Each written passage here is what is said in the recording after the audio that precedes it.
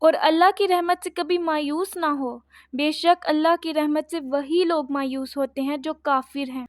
ہم اپنی زندگی میں کیوں مایوس ہوں؟ ہم تو مسلمان ہیں، ہم تو اپنے اس ایک رب کو مانتے ہیں۔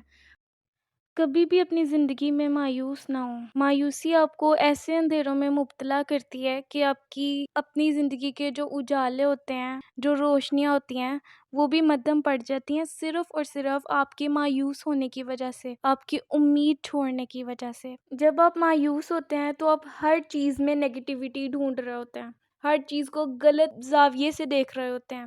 پازیٹیوٹی آپ کو کسی چیز میں دکھتی ہی نہیں ہے۔ آپ کا رویہ دوسروں سے بدل رہا ہوتا ہے۔ آپ خود بھی اپنی جو خصوصیات ہیں ان کو لوز کر رہے ہوتے ہیں۔ آپ کی اپنی زندگی میں بے چینی اور بے سکونی آ جاتی ہے، اور آپ کو ایسا محسوس ہوتا ہے کہ آپ کی زندگی میں ہر طرف اندھیرا ہی اندھیرا ہے۔ یہ مایوسی آپ کو صرف اور صرف نقصان کے سوا اور کچھ بھی نہیں دیکھ سکتی۔ یہ آپ کی زندگی کی جو چھوٹی چھوٹی خوشیاں ہیں ان تک کو آپ سے چھین رہی ہوتی ہے۔ انسان خود خود کے اندر ہی گھل رہا ہوتا ہے، یہ صرف اور صرف مایوسی کی وجہ سے ہوتا ہے۔ لیکن بات یہ ہے کہ اس مایوسی سے نکلنا ہے، اس مایوسی سے نکل کر زندگی میں بہت آگے بڑھنا ہے۔ آپ کو خود پر یقین کرنا ہے، آپ کو اپنے اللہ تعالیٰ کی ذات پر یقین کرنا ہے، کیونکہ اللہ تعالیٰ نے سورہ یوسف میں فرمایا ہے، ترجمہ، اور اللہ کی رحمت سے کبھی مایوس نہ ہو، بے شک اللہ کی رحمت سے وہی لوگ مایوس ہوتے ہیں جو کافر ہیں۔ یہ اللہ تعالیٰ نے فرمایا ہے۔ تو کیوں ہم اپنے رب کی رحمت سے ہم کیوں مایوس ہوں؟ وہ ہر چیز پر قادر ہے، وہ سب کچھ کر سکتا ہے۔ جب آپ یہ سوچتے ہیں کہ ہر طرف اندھیرا ہی اندھیرا ہے، سب کچھ ختم ہو چکا ہے، سروائیو کس طرح سے کیا جائے، آگے کس طرح سے بڑھا جائے، کوئی راستہ ہی نہیں نظر آ رہا، تو اس وقت آپ یہ بات ذہن میں رکھیں کہ اللہ تعالیٰ کی ذات سے آپ اس وقت جو اس ذات سے مدد مانگ سکتے ہیں، جو اللہ تعالیٰ کی ذات آپ کی مدد کر سکتی ہے، وہ اور کوئی نہیں کر سکتا۔ آپ یقین رکھیں اللہ تعالیٰ کی ذات پر، وہ آپ کو اندھیروں سے نکال کر روشنیوں تک لے جانے پر قادر ہے۔ وہ ذات جو پتھر میں موجود کیڑوں کو بھی کھانا دیتی ہے، ان کو بھی رزق فراہم کرتی ہے، تو آپ کو اپنے اللہ پر یقین رکھنا ہے۔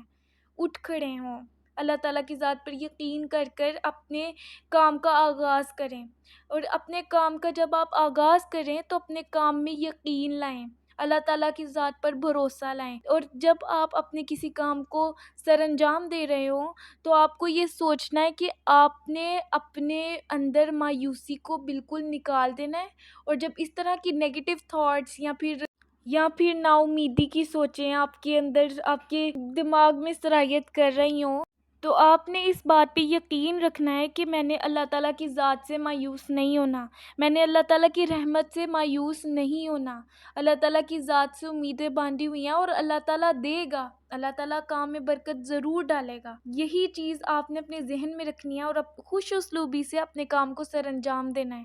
جب آپ مایوس نہیں ہوں گے تو آپ کے ذہن میں سکون ہوگا، جب آپ کے ذہن میں سکون ہوگا تو آپ اپنے کام کو بہتر طریقے سے سر انجام دے پائیں گے۔